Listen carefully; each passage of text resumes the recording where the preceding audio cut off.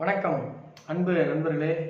So நேற்றைய பொழுது நம்ம vice captain Mitchell Marsh miss பண்ணிட்டோம். அதற்கான காரணம் நேற்று ஷர்துல் தாக்கூர் வைஸ் கேப்டனு, அவரை மிஸ் பண்ணிட்டோம். அதற்கு காரணம் போன வருஷம் அவர் சிஎஸ்கேல இருந்தார். ஆனால் அவர் எந்த மேட்ச்லையுமே விளையாடல. அதுக்கு வருஷம் டெல்லியில் இருந்தார், 2 மேட்ச் தான் விளையாண்டார். ஸோ நான் கடந்த 3 வருஷமாக தான் ஐபிஎல்ல அவங்க பெர்ஃபார்மன்ஸ் எல்லாம் நான் ஒரு ஆவணப்படுத்தி வச்சுட்டு இருக்கிறேன். என்னென்ன காம்பினேஷனில் அவங்க நல்லா விளையாண்டுருக்காங்க, என்னென்ன காம்பினேஷனில் அவங்க சிறப்பாக இருக்காங்க அப்படின்ற ஒரு ஆவணப்படுத்திட்டு இருக்கேன். அதில் அது மிஸ் ஆயிடுச்சு. அதனால் ஷர்துல் தாக்கரை மிஸ் பண்ணிட்டோம். மிச்சல் மார்ஸை ஏன் மிஸ் பண்ணோன்னா உங்களுக்கு எல்லாருக்குமே தெரியும். அதற்கு காரணம் அவர் இம்பேக்ட் பிளேயர். சரி, நேற்று நம்ம சொன்னதில் யார் யார் வந்திருக்கான்னு பார்ப்போம். Captain Nicholas Pooran, Heinrich Klaasen, Travis head, Nitish Kumar Reddy, bad Cummins, Harshal Patel, 6 பேர். யாரெல்லாம் வரல அப்படின்னா Mitchell Marsh impact player, Ankit Verma புது ஆள், அவருடைய டேட்டா என்கிட்ட இல்லை. அதே மாதிரி ஷர்துல் தாக்கூர் அவர் பழைய ஆள் தான், பட் அவர் கடந்த 2 வருஷமா ஐபிஎல்ல தொடர்ந்து எல்லா மேட்சும் விளையாடுறதுனால எனக்கு டேட்டா இல்லை. பி யாதவ், பிரின்ஸ் யாதவ் அவரும் புது ஆள், என்கிட்ட டேட்டா இல்லை. ஸோ இப்போ இந்த டேட்டா இல்லைன்ற பிரச்சனை இன்னும் ஒரு 2 ஐபிஎல் வரைக்கும் தான் இருக்கும். அதுக்கப்புறம் அப்பயும் புதுசாக வந்தாங்கன்னா டேட்டா இருக்காது. பட் இப்போ இருக்கிற பிளேயர்ஸோடைய டேட்டாலாம் எனக்கு கரெக்டாக வரும். அதாவது இன்னொரு வழி இருக்குது, ஆனால் அந்த வழி பண்ணணும்னா நான் ஜோசியத்தை 365 நாள் விட்டுருணும். இப்போ இந்த பிரின்ஸ் யாதவ் ஆகட்டும், அன்னைக்கு அந்த புத்தூர் கார்த்தியா, புத்தூர் சரவணனா, புத்தூர் விக்னேஷ்னு ஒருத்தர் அந்த மும்பை இந்தியன்ஸில் விளையாண்டுருப்பாங்க, அவங்களாம் லோக்கல் டீமில் பெர்ஃபார்மன்ஸ் நல்லா பண்ணியிருக்காங்க. ஸோ அதை டேட்டாலாம் நம்ம எடுக்கலாம்னா ஒரு பிரச்சனை, லோக்கல் இதில் இப்போ கிரிக்புஸில் இருக்க மாதிரி date of birth, time of birth, date of birth, அவங்க எந்த ஊரில் பிறந்தாங்கன்றது இருக்காது. ஸோ அதை எதாவது கண்டுபிடிச்சி பண்ணோம்னா பண்ணலாம். பட் அப்படி பண்ணால் ஜோசியம் 365 நாளும் பார்க்க முடியாது. அதையே பண்ணிட்டு இருந்தோம்னா ஐபிஎல்ல கண்டிப்பாக எல்லாரோட டேட்டாவும் மேக்ஸிமம் கிடைக்கும். இப்போ வெளிநாடு பிளேயர் இருக்காங்க அப்படின்னா, இப்போ ஆண்ட்ரி ரசல்னா அடுத்து சிபிஎல்ல விளையாடுவார், பிஎஸ்எல்ல விளையாடுவார், எல்லா சீரீஸ்லையும் விளையாடுவார். அவர் அப்படியே ஃபாலோ பண்ணிட்டு போனோம்னா எல்லா டேட்டாவும் எடுக்கலாம். முடியாது கிடையாது, ஆனால் அது பண்ணோம்னா அதை மட்டுமே தான் பண்ண முடியும். 365 நாளும் ஜோசியம் பார்க்க முடியாது. ஸோ பார்ப்போம். ஸோ இன்னைக்கு நேற்று மிச்சல் மார்ஸ் ஷர்துல் தாக்கர் கொடுத்துருந்தா வேற லெவலு. 1 to 100லேயே நேற்று ஒருத்தர் வெறும் 8 பாயிண்ட் தான் தோத்துருக்காரு. 100 பேருக்கு 100, ஒரு ஆளுக்கு 110 ரூபாயாமா ஃபர்ஸ்ட் பிரைஸ். ஒரு ஆளுக்கு 149 ரூபா ஃபர்ஸ்ட் பிரைஸ், 10,000 ரூபா ஒரு ஆளுக்கு மட்டும் தான். அதில் வெறும் 8 பாயிண்ட் தான் தோத்துருக்காரு. அது 92வது இடத்துக்கு வந்திருக்காரு. அவன் ஆப்போசிட்கார மிச்சல் மார்ஸ் அப்படியே ஃப்ளூக்கில் கரெக்டாக எடுத்துட்டான். நம்ம அதை விட்டுட்டோம் இம்பாக்ட் பிளேயர்ன்றதுனால, அதனால தோத்துட்டோம், இல்லைன்னா நான் ஜெயிச்சிருப்பேன் அப்படின்னு சொன்னப்பல. ஸோ இன்றைய போட்டியில் இன்னைக்கு யாருக்கும் போட்டி அப்படின்னா CSK versus RCB. So Bangalore ஆர்சிபிக்கும் சிஎஸ்கேக்கும் மேட்ச்சு. இதில் போன தடவை விளையாண்ட அந்த 11 பிளேயர் அப்படியே கிரிக்புஸில் போட்டிருக்கான். யார் அப்படின்னா இனிமேல் விளையாட மேட்ச் கொஞ்சம் ஈஸியாக இருக்கும், ஏன்னா எல்லாருமே ஒவ்வொரு மேட்ச் விளையாண்டாங்க. ஸோ இனிமேல் அந்த ப்ராபபிள் பிளேயிங்கில் பெரிய மாற்றம் இருக்காது. ஸோ இன்னைக்கு பார்த்தீங்கன்னா சிஎஸ்கேல எம்எஸ் தோனி, ருதுராஜ் கெய்க்வாடு, சிவம் துபே, ராகுல் திரிபாதி. எம்எஸ் தோனியோட ஃபேன்ஸ் இருந்தீங்கன்னா நான் இப்போ ஒரு விஷயம் சொல்கிறேன், அது உங்களுக்கு கஷ்டமாக இருக்கும், ஆனால் அது நான் சொன்னது கரெக்டாக நீங்கள் ஃபீல் பண்ணுவீங்க. இந்த சீரீஸில் ஏதோ ஒரு மேட்ச் ஒரு 50 ரன் 48 ரன் அடிக்கிற மாதிரி ஒரு சூழ்நிலை வரும். அப்போ அவர் வருவார், அவரால் அடிக்க முடியாமல் திணறுவார், நிறைய டாட் பால் வைப்பார், அந்த மேட்ச் க்ளோஸில் போய் தோக்கும். அப்போ பேசாமல் இவருக்கு பதிலாக வேறு யாராக இருந்தால் ஜெயிச்சிருக்கலாம் அப்படின்றது பரவலாக பேசப்படும். ஸோ இது மனசுக்குள்ளே வச்சுக்குவாங்க. இன்னும் இங்கே எப்படியோ ஒரு மேட்ச்சில் மாட்டிப்பார் அவர். ஸோ இவர் யாரோ ஒருத்தங்க சேவாக்கா யாரோ தான் சொன்னாங்க, அவர் இருக்கிறது வெயிட் லக்கேஜ். யாருன்னு கரெக்டாக தெரியல, சேவாக் சொன்னாரா, கம்பீர் சொன்னாரா, இல்லை யாரோ ஒருத்தங்க சமீபத்தில் சொன்ன மாதிரி நியூஸ் பேப்பரில் பார்த்தேன். அவர் ஒதுங்கிக்கலாம், அவர் இனிமேல் விளையாடுறது வெயிட் லக்கேஜ், அந்த அணிக்கே வெயிட் லக்கேஜ்னாரு. ஸோ அவர் அதுக்கு நிறையா விமர்சனங்கள்லாம் வந்தது. அவர் சேவாக்குன்னு தான் நினைக்கிறேன் கரெக்டாக. ஸோ அது உண்மை அப்படின்றது இன்னும் ஒரு 15 நாளில் தெரிஞ்சிடும். ஸோ அன்னைக்கு பரவாயில்ல பாலாஜி, நீ கரெக்டாக ஜோசியம் சொல்லிட்டேன்னு. ஏன்னா அவருக்கு இப்போ பேட் ஃபேஸ் போயிட்டு இருக்கு. ஏதாவது ஒரு மேட்ச் 2 மேட்ச் ஹிட் அடிக்கலாமே தவிர தேவையான மேட்ச்சில் அடிக்க மாட்டார். ஸோ நியூசிலாண்டும் இந்தியாவும் செமிஃபைனல்ஸ் 2019 வந்தது இல்லை, அந்த மாதிரி ஆகும் பாருங்க. ஸோ இன்னைக்கு சிஎஸ்கே சார்பாக எம்எஸ் தோனி, ருதுராஜ் கெய்க்வாடு, சிவம் துபே, ராகுல் திரிபாதி, ரவீந்திர ஜடேஜா, ரச்சின் ரவீந்தா, விஜய் சங்கர், சாம் கரன், ரவி ஸ்ரீனிவாஸ், ரவிச்சந்திரன் அஸ்வின், மத்தீஸ் பதிரனா, கலீல் அகமது. இதில் நம்மகிட்ட நிறைய டேட்டா யார் இருக்குன்னா தோனி இருக்கு, ருதுராஜ் கெய்க்வாட் இருக்கு, சிவம் துபே இருக்கு, ராகுல் திரிபாதி இருக்கு, ஏன்னா லாஸ்ட் டைம் எஸ்ஆர்ஹெச்ல விளையாண்டாரு, ஜடேஜா இருக்கு, ரச்சின் ரவீந்திரா இருக்கு.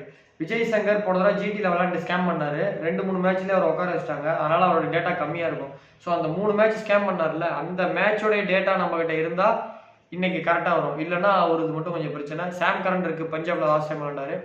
அஸ்வின் இருக்கு, மத்தீஸ் 11 இருக்கு, கலீல் அகமது இல்லை. ஸோ இதில் வந்து நமக்கு வந்து விஜய் சங்கரும் கலீல் அகமது தான் இல்லை. ராயல் சேலஞ்சர்ஸ் பொறுத்த வரைக்கும் Philip Salt, Jitesh Sharma, Rajat Patidar, Virat Kohli, David Padikkal, Tim David, Liam Livingstone, Krunal Pandya, Yash Dayal, Josh Hazlewood, Praveen, Bhuvneshwar Kumar. So இதில் கிட்டத்தட்ட எல்லாத்துக்குமே இருக்குது. பிலிப் சால்ட்டு மட்டும்தான் ஒரு 4 தான் இருக்கும். அவர் D100ல விளையாண்டாரு, ஒழுங்காக அதில் ஒர்க் அவுட் பண்ணியிருந்தா கரெக்டாக இருந்திருக்கும். Right, okay. ஸோ இன்னைக்கு ஓரளவுக்கு ஒரு 8 பேர் 7 பேர் கரெக்டாக சொல்ல முடியும்னு நான் நம்புறேன், கேப்டன் வைஸ் கேப்டனோட இம்பாக்ட் பிளேயர் இல்லாமல். ஸோ இன்னைக்கு வந்து பார்த்தீங்கன்னா SRH இது CSK ஃபர்ஸ்ட் பேட்டிங் பிடிச்சதுன்னா விக்கெட் கீப்பராக பில் சால்ட் எடுங்க. பேட்டிங்கில் விராட் கோலி, ரஜத் பட்டிடார், ருத்ராஜ் கெய்க்வாடு. ஆல்ரவுண்டரில் குர்னூல் பாண்டியா, சிவம் துபே, ரவீந்திர ஜடேஜா, சாம் கரன் எடுத்துக்கோங்க. பவுலிங்கில் ஜோஸ் ஹேசலுட்டு, நூர் அகமது. ஒருவேளை RCB செகண்ட் பேட்டிங் பிடிச்சாங்க அப்படின்னா ஃபில் சால்ட் விக்கெட் கீப்பர். எதாக இருந்தாலும் ஃபில் சால்ட் தான் விக்கெட் கீப்பர். பேட்டிங்கில் விராட் கோலி, ராஜத் பட்டிதார், ருத்ராஜ் கெய்க்வாடு. ஆல்ரவுண்டரில் லியாம் லிவிங்ஸ்டோனு, குர்னூல் பாண்டியா, சிவம் துபே, ரவீந்திர ஜடேஜா, ரச்சின் ரவீந்திரா. பவுலிங்கில் நூர் அகமது, கலீல் அகமது, ஜோஸ் ஹேசலுட்டு. இந்த டீம் எடுத்துக்கோங்க. ஸோ கண்டிப்பாக இதில் ஏதாவது மாற்றங்கள் வரும், மாற்றம் வராமல் இருக்காது. ஏதாவது பிளேயர்ஸ் மாற்றினாங்க அப்படின்னா டிஸ்கிரிப்ஷன் பாக்ஸ்லேயும் ஃபர்ஸ்ட் கமெண்ட்லேயும் டெலிகிராமோட லிங்க் இருக்குது. அந்த லிங்க் கிளிக் பண்ணி ஜாயின் பண்ணிக்கோங்க. எந்த கட்டணமும் கிடையாது. 7:15 மணிக்கு 7 மணிக்கு இப்போ எப்படியும் லைனப் வந்து 7:10 கொடுறான். அதில் வந்து ஒருவேளை பிளேயர்ஸ் மாற்றினாங்கன்னா 7:20 to 7:25 வரும். பிளேயர்ஸ் மாற்றலாம் 7:15க்கு நான் ட்ரீம் டீம் ஃப்ரீயாகவே போடுறேன். தயவு செஞ்சு இந்த திரையில் இருக்கிற வாட்ஸ்அப் நம்பருக்கு ட்ரீம் 11 காரங்க யாரும் மெசேஜ் அனுப்பாதீங்க. இன்னைக்கு மேட்ச்சில் CSK ஜெயிக்குமா அல்லது இன்னைக்கு மேட்ச்சில் வந்து RCB ஜெயிக்குமான்ற கணிப்பு வேணுன்றவங்க மட்டும் 5 மணிக்குள்ள நீங்கள் ஃபஸ்ட்டு புது நம்பர் ஏற்கனவே சேவ் பண்ண பழைய நம்பராக இருந்தால் டாஸ் போட்டதுலேருந்து முதல் பாலுக்குள்ளே ப்ரிடிஷன் கிடைக்கும். இல்லை இது வரைக்கும் நான் வாங்கினது கிடையாது, புது நம்பர் அப்படின்னா இந்த நம்பருக்கு வந்து உங்களுடைய ஆதார் கார்டெலாம் கொடுத்துட்டிங்கன்னா நான் என்னுடைய ஃபோல்டரில் டவுன்லோட் பண்ணிட்டு நான் உங்களுக்கு ரிசல்ட் கொடுப்பேன். ஸோ எதுக்கு ஆதார் கார்டு நீங்கள் கேட்கலாம். போன ட்ரிப் ஒரு சம்பவம் நடந்தது. அப்போ சைபர் கிரைமில் போய் IMPS நம்பர் எடுத்து ஃபோனுடைய IMEன்னு ஒரு கோடு இருக்கும். அந்த ஃபோன் கோடு ஒன்று, ஃபோனில் ஒரு கோடு இருக்கும். அந்த ஃபோனை வச்சு தான் இப்போ IP அட்ரஸ் எப்படி கம்ப்யூட்டரில் வருதோ அந்த மாதிரி ஃபோனில் வந்து IME நம்பர் இருக்கும். IMEIன்னு ஒரு நம்பர் இருக்கும். அந்த நம்பர் எடுத்து அந்த நம்பரில் எந்த மொபைல் நம்பர் யூஸ் பண்ணுறாங்கன்னு எடுத்து அந்த மொபைல் நம்பரில் என்கிட்ட யாராவது ப்ரிடிஷன் வாங்கலான்னு கண்டுபிடிக்கி நான் கண்டுபிடிக்கிறதுக்கு நான் ரொம்ப நாள் ஆயிடுச்சு. அதாவது இப்போ டெலிகிராம்லேருந்து IMEIன்னு ஒரு நம்பர் கொடுத்தாங்க. IMEIன்னு ஒரு நம்பர். அந்த நம்பரை வச்சு அதில் அது மொத்தம் 3 பேர் ஓனர் இருந்தாங்க, அதாவது அட்மின் இருந்தாங்க. அதில் ஒருத்தர் தான் நம்மகிட்ட ப்ரிடிஷன் வாங்கியிருந்தார். அந்த நம்பரில் இந்த நம்பரானு வெரிஃபை பண்ணி பார்க்கறதுக்குள்ளேயே எனக்கு 2-3 மேட்ச் போயிடுச்சு. அதுக்கப்புறம் ஆளை பிடிக்கிறது கஷ்டமாயிடுச்சு. அதனால் இப்போ எல்லாத்துக்கும் இருந்தால் அந்த IME அட்ரஸ் எங்கே இருக்குது, அது திண்டுக்கல்லில் தான் அது ஆப்ரேட் ஆனிச்சு, கரூர்லன்ற மாதிரி அவங்க சொன்னாங்க. அப்போ அதில் யார் நம்பரு அப்படின்றது கொஞ்சம் ஃபில்டர் பண்ணுறதுக்கு, ஏன்னா போலீஸோட உதவியும் நமக்கு தேவை. நம்ம கிட்டையும் டாக்குமெண்ட் இருக்குன்னு தான் ஆதார் கார்டு வாங்கணும். ஸோ அதனால் எந்த பிரச்சனையும் நமக்கு நீங்கள் பண்ணாத வரைக்கும் உங்களுக்கு எந்த பிரச்சனையும் வரப்போகிறது இல்லை. ஜஸ்ட் ஒரு ஆவணம் நம்மக்கிட்ட எத்தனை பேர் வாங்குறாங்க. இப்போ 20 பேர் வாங்கினாங்கன்னா அந்த 20 பேர் எந்தெந்த ஊரில் இருந்து வாங்குறாங்கன்னா அந்த IME அட்ரஸில் ஃபஸ்ட்டு வந்து இந்த ஊர்னு காட்டுது. ஸோ அதுக்காக தான், வேற ஒன்றும் கிடையாது.